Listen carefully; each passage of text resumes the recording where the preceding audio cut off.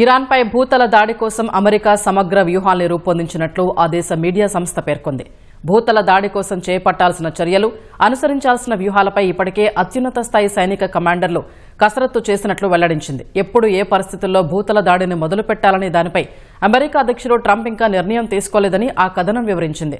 దీనిపై అమెరికా అత్యున్నత స్థాయి సైనిక అధికారులతో ట్రంప్ రహస్య చర్చలు జరిపారని, అక్కడ పలు సున్నితమైన అంశాల్ని చర్చించినందున ఆ వివరాలు బయటకు రాలేదని వివరించింది. ఇరాన్పై అమెరికా భూతల దాడి ప్రణాళికతో ముడిపడిన కీలక వివరాలను కూడా సైనికాధికారులు కూలంకషంగా చర్చించినట్లు తెలుస్తోంది. ఇరాన్లోని ప్రధాన రవాణా మార్గాలను ఎలా అదుపులోకి తీసుకోవాలి, ఆ దేశ సైనికులు పారామిలిటరీ బలగాలను ఎలా నిర్బంధించాలి వంటి అంశాలపైన అమెరికా సైన్యం కసరత్తు చేసినట్లు సమాచారం.